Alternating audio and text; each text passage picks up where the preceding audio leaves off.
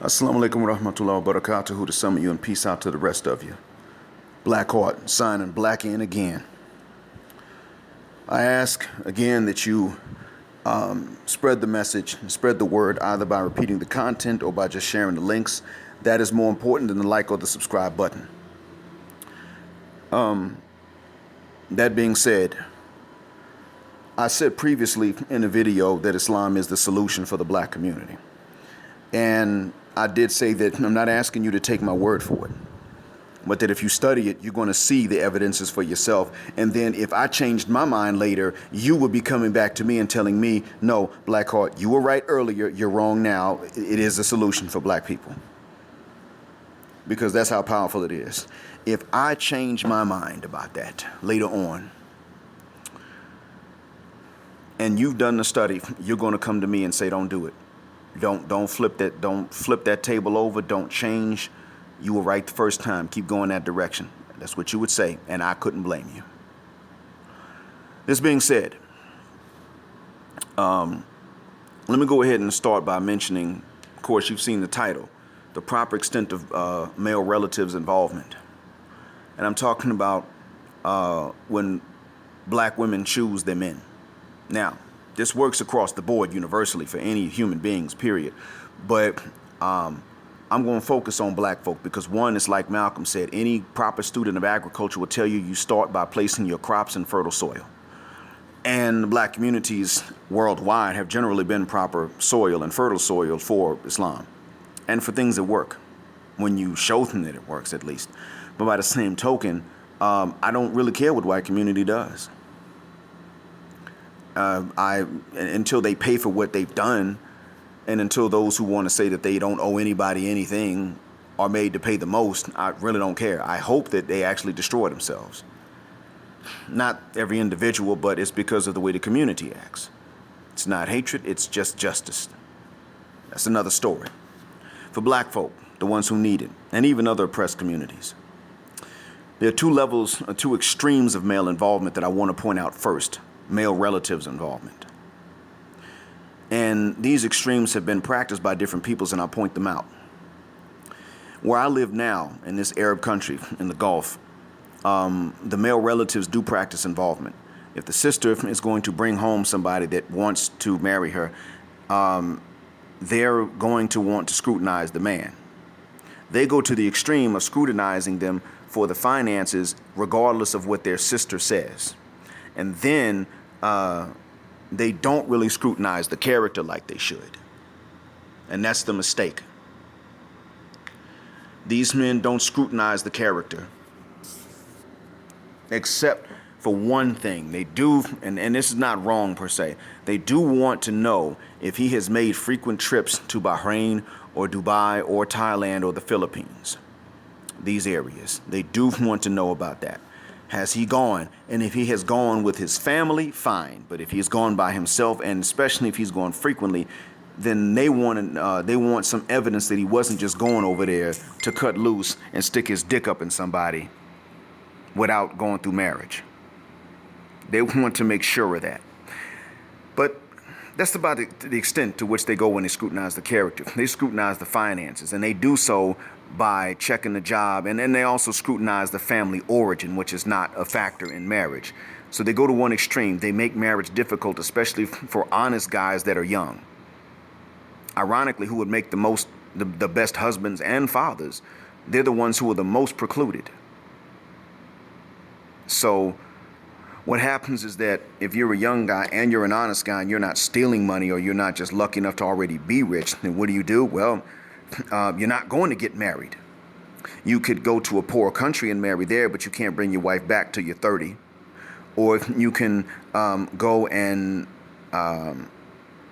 dig out some other dude. That's sick as hell. And for most guys, that's not an option because it is unnatural. You can, when you finally turn 22 and you're free to travel where you want to travel without your parents' permission, then I think it's age 20, actually. I'm sorry. When you finally turn 20 and you're free to travel where you want without your dad's permission, you can go to Bahrain and dig out some of these broads. And now, you don't have to have the passports when you go, but if you're a citizen, I mean, you could just go with your national ID cards, but you're free to go and, dig out some lady boys, and then you could probably hide it from people. Until, of course, you decide to go meet some lady and her family to discuss marriage, and then they start asking around about you, which is okay for them to do. And one of your friends kind of rats you out. We party, man. We go out to Bahrain on the weekends. He be digging out them prostitutes. So if, we hit up Dubai, and he buys some pussy every now and then. And this can happen. So it's become difficult. Marriage has become difficult, and the system's not working for these folks, and things are getting worse. Because they went and they took something that was necessary, but they took it to the wrong extreme. The opposite extreme is what we practice in the black community. We talk that junk. Man, ain't nobody marrying my sister, let alone sleeping with her.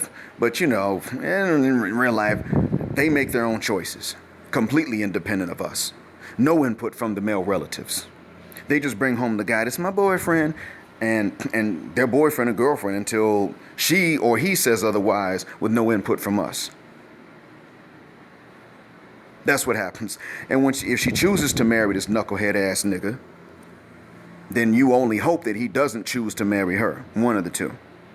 That's it. So what happens? In our situation, the woman can choose with no input from any male relatives. And it's men who can read men. It's not women who can read men. Women can't read men. I know black women love to pretend like they got some super spiritual insight as black women and they can see through men. They can't. I'm completely heterosexual. I already told you in the video about how being pro-black and colorism wound up leading me to the red pill. I told y'all what happened. I posed for a calendar one time with a bunch of other guys from my college. And dudes was coming back to me, telling me, bruh, my homegirl think you gay. She saw you on the calendar picture. I'm like, she saw me, so she hasn't heard me talk. She didn't see me in any moving film or anything. She just saw me posing in pictures with other classmates, and I'm the one she thinks is gay. Well, it was because I was light-skinned with straight hair, and my hair was long at that time. So I must be gay.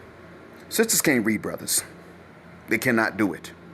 There were some who thought that I was not safe around kids. That if a small child was by themselves and I came around the corner and there was nobody else, it was bad for the kids. Yeah, you heard me right. Some of them thought that. I'm not capable of something like that.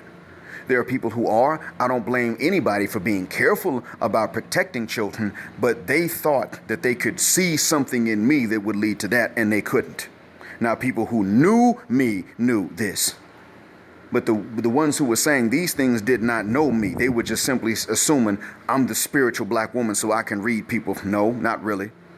Some people have a gift, but it's not something that black women have in general. They don't have it. Black men don't necessarily have it, but men in general can read men. Especially if you take two male relatives, two brothers, a father and a brother, a father and an uncle, a grandfather and an uncle, if her dad's dead or something. If you have that.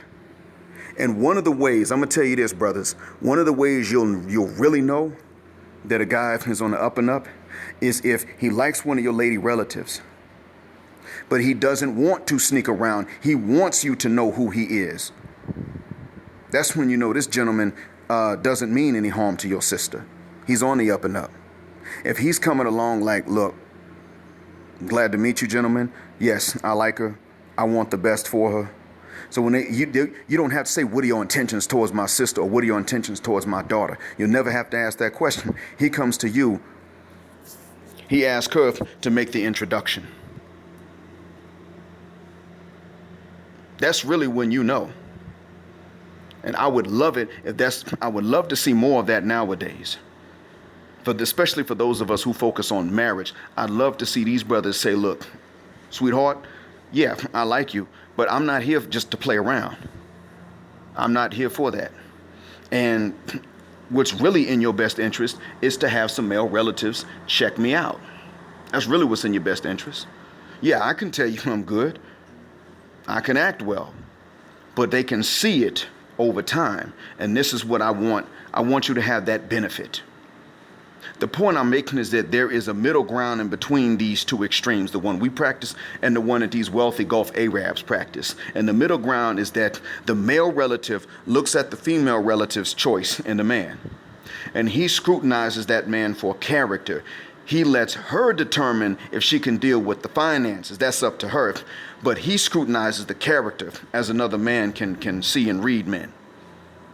He does that. And he's the one that can come along and say, okay, here's the deal. He ain't crap. Or, you know what? He's good. Most of the time, the most common true answer is going to be, okay, he's in the middle. He's a good dude. He's not extraordinarily bad or good. He's a normal good dude. These are his strengths and these are his weaknesses. So if you prepare yourself for these weaknesses in him, because he's human, and he can prepare himself for your weaknesses, because you're human, then that's how this can work out if you're attracted to each other, if you're really each other's type. That's really the most common answer that a male relative, if he's doing it right, is going to come and give to his daughter, niece, sister, aunt, cousin, granddaughter. That's really what's going to happen. That is the middle road and the right middle ground when it comes to the way that a male relative is Islamically supposed to scrutinize the man that wants to come and marry his female relative. It's supposed to be done. He's not supposed to go to the extreme these guys go, to where you got to be a rare guy. Your situation and your luck also have to be rare in order for you to qualify for marriage. That's an extreme. These guys go through that here. Most guys ain't that lucky. What winds up happening? I don't have to tell you. You know the sickness. You've heard stories. Some of them are true, some of them are not, but you heard about it. Well, what's the other? The other extreme. Us niggas in the West, that's the other extreme. All that bluster, but in reality, we're not even making a choice. We're not even giving advice. We're not even just kind of scrutinizing and trying to watch and see. And that's the thing that's the thing that's bothersome. It's these two extremes.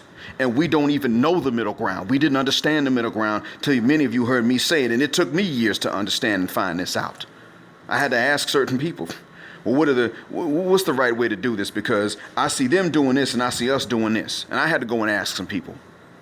I had to do a little bit of research into it, and there's more to it, I'm sure, that I haven't learned yet. But this is the basis. This is the basic and the basis of which I've been able to gather and turn around and relay it to you. At the end of the day, it comes down to this. I said Islam is a solution. I said don't take my word for it. So as a follow-up, I'm offering you another bit of evidence for it. Because the way I gave you is part of the Islamic standard of male relative involvement, where the male relative is there to scrutinize the character. Because see, there's a hadith.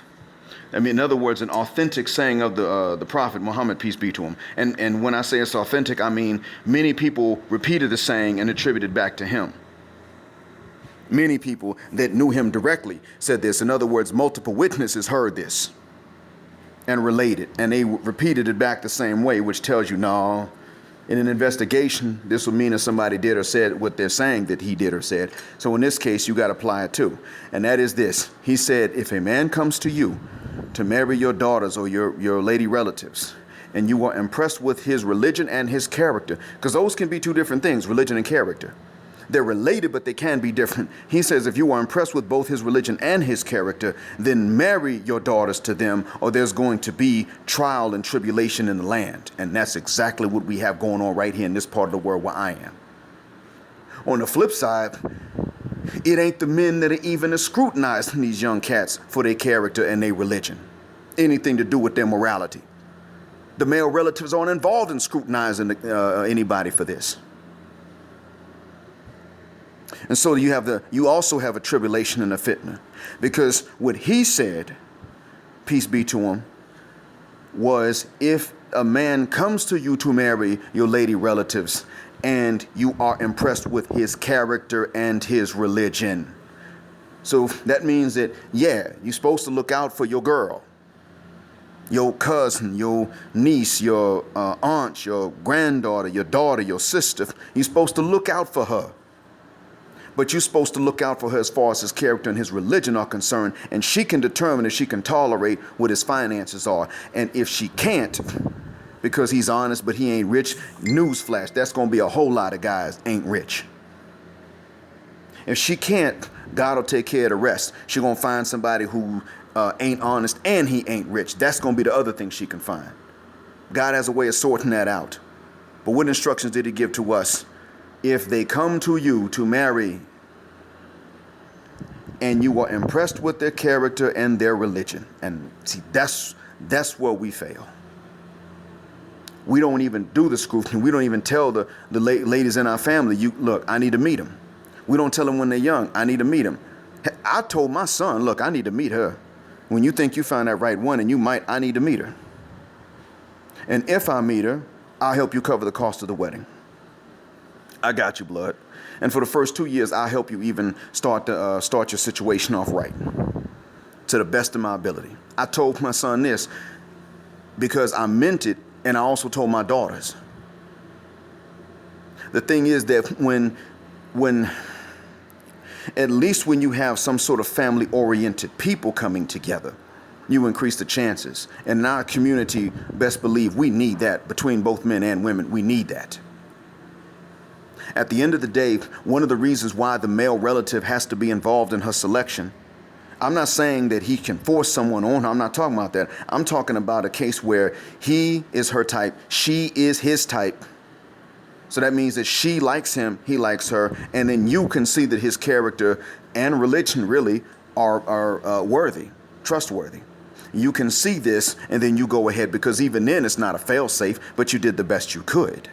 You're at least in a position to ask God for his help on their behalf, because you tried it. But one of the main reasons that this is necessary is what I said earlier. No, women in general can't read men. And what does that mean? What that means is that if you're not out there helping them out, helping out your lady relatives, then you're already hurting the good and honest guys that you would want for your lady relatives. Why is that? Because they're not the ones who learn how to manipulate women. They learn how to be responsible, not manipulative, responsible. So they're not out there learning how to manipulate women and push the buttons inside their little heads. A man can learn this by being married to a woman for a long enough time. He can learn the buttons in her mind. He can learn game for her, if you want to call it game. He can learn what sort of swag she needs, and if he wants to adapt that or not. But the point I'm making is that the men who already have these things, but don't have the substance, have the most reason to go after your lady relatives. It ain't the good dudes that have the most reason to go after them. They ain't gonna be the first ones to come walk up and start spitting magic lines in your lady relative's ear, swaggering up to it and saying these things that women like to hear, but they'll never tell you. Hell, the responsible guy, you already know this, a lot of you. You know, if you have daughters, you know what kind of guy you want for them. And you also understand that it's impossible to be that dude and also know how to manipulate women unless you're just really lucky. So if you're not going to take the middle road, if you're going to take either one of the extremes, you're going to mess it up. That's real. And some people are saying right now, as they listen to Blackheart say this, Blackheart, don't he know that most black dads ain't even in the home with the kids? Most black fathers are still involved. At home or not, most of them are still involved. And not being in the home with them doesn't mean nothing if the court system is the way that it is. Usually not awarding custody to the father. So what does that tell you? That means that this advice still can work. It's just a question of the fathers being there and telling these daughters, you know what, even if you didn't live with me growing up and you just had to visit, or I just had to visit, even so, you bring the guy to me. You bring the guy to me before you get to a point where you can't think objectively about him. You bring him to me. You let me meet him. If he's bad, I will help you dodge a bullet. And if he's good, I'm going to help you get married. Because I want what's best for you. I'm going to tell you this. I'm going to tell you what happened in South Africa. And then I'm going to fuck the shuck up. I was about to cuss. In Durban, which I visited in 2018, I was only visiting and I wasn't looking for a wife. But I know that this happened. I know because Durbanites told me about this. Muslim Durbanites. You have a lot of guys in the Muslim community in Durban that are, as alpha male strategists would say, about their purpose. They ain't chasing punani, and they don't date without being married, but they still ain't chasing punani. They're about a purpose. It keeps them busy. Fathers of daughters have abandoned the idea of sitting at home and waiting on the guy to come to their house, because they realize the daughters ain't gonna find husbands if they do that. They realize they're going to have to go and seek out husbands for their daughters, or else their daughters are just going to seek out boyfriends. They know this. They understand it's just nature. So, it's the men that are busier than the women, so the women have more time to go seek out just boyfriends. And so, and if they do, they're not going to seek out boyfriends that are on a purpose, because those guys ain't got time and don't really believe in dating. They believe in marriage. But, they see marriage as something that's really expensive. So the fathers of daughters, I don't even know if they got together. What they did do is that en masse, whether they had a meeting to agree or not, en masse, they started saying, you know what, we got to look for husbands for our daughters. Just like Moses' father-in-law sought out a husband for his daughter and found Moses. See, that detail is in the Quran, but it's not in the Bible, because a conversation between he and his future father-in-law is outlined. When he drove the bullies away from the well, and his future wife was there, she brought him back to meet the people that of that area of Midian. He walked ahead of her and took directions from her about where to turn. He walked ahead of her so that he would not be eyeballing her, and she would not think he was eyeballing her. And so when her father asked her, well, what do you think of this guy? She said, well, he drove the bullies away from the well that wouldn't let us get water. He sent them scurrying. And when we came back, he walked ahead of me so that I would feel more secure. I could see him ahead of me, and I knew he wasn't eyeballing me. So his character's good, Dad.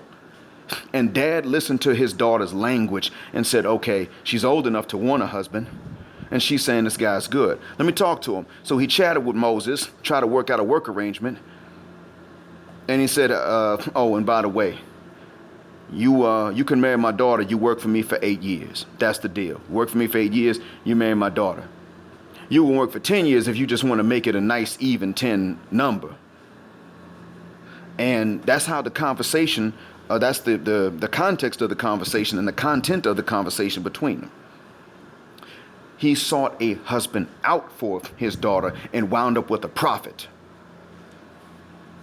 And what these men in these Muslim fathers in South Africa are doing is they're saying, we're going to have to seek out good guys. We know young brothers that are good, but they're busy. And they don't think that they even can get married, because all they know is a lot of Muslim fathers are sitting up here scrutinizing finances and not character. We're going to have to go to them and let them know, look, we know what your character's like. Are you looking to get married? I might know someone. And that's what's going on. You got young cats going to the masjid on Fridays, and some of these older men will come to them and say, look, I've seen you around. We met before. Character solid. You got a reputation. We're keeping tabs on you young brothers anyway, so we know who's who. Are you looking to get married? I might know someone. And if he says, I'm open to it, I'll listen, I'll hear what she's got to say. He'll say, well, listen, I'll introduce you. Can you meet me for dinner at this time? I'll give you the address. You go to the address, it's his house. His daughter comes, brings some of the food to you off, and you say, he says, I know her. She's single. What do you think of her? After she's left the room and you've said hello and thanked her for bringing the food out or something, because they don't usually ask you in front of the lady to put you on the spot. But this is what's been going on. So when she's left the room, she's, okay, you're welcome, sir. And she leaves out the room. He asks you, what you think of her? And you say what it is. And if you say my type is taller, my type is shorter, then he looks for that. If you say she looks great, but is she single? You really expect me to believe she doesn't have a husband already? He'll be like, I know she's not married. She's my daughter. We can set something up. You can meet her and ask her questions. She can ask you questions if you're open to it, and if she's open to it. I'll find out what she thinks about what she saw in you, and that's how they do it. They do it in a very gentlemanly fashion, but they are saying to these young guys, look, brothers, there are women out there that need husbands, and you out here chasing this money, thinking that's what you got to have. Well, yeah, I mean, it does help, but that's not everything. They got to stop and tell these young Muslim brothers in Durban that the money ain't everything.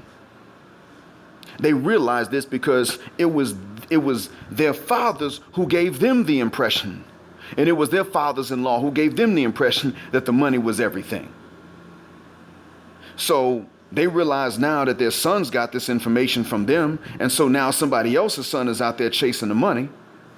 He's getting the business together, getting busy with that, and getting sidetracked from the marriage. And they got to remind these young cats, look, you're also supposed to have families if you can. That's what they're telling these guys. Because they realize the message that the previous generation sent to these young men, and they're saying, we're not going to carry this on. For our sons to get married, our daughters must also get married. And for our daughters to get married, if our sons are normal men, our daughters are going to have to marry normal men. Because everybody wants their son to have an easy time getting married, but they want someone else's son to jump over hoops to marry their daughters. Jump through hoops, jump over them, jump over walls, come with a whole bunch of expensive gifts. It's like showing off. Yeah, look how much I sold my daughter for. That's what a lot of people act like. That's one extreme. In Durban, they're fixing that problem. You know what else happens in Durban? I'll let you ask somebody. Find somebody from Durban and ask them what it's like. Find a Muslim from Durban and ask them how the community's doing. I'll let you find that out on your own. I think I've said enough. Thank you for being patient. Like I said, if you know someone that'll benefit from this, share it with them. Black Heart, sign a blackout again. Assalamu alaikum. Spread the word.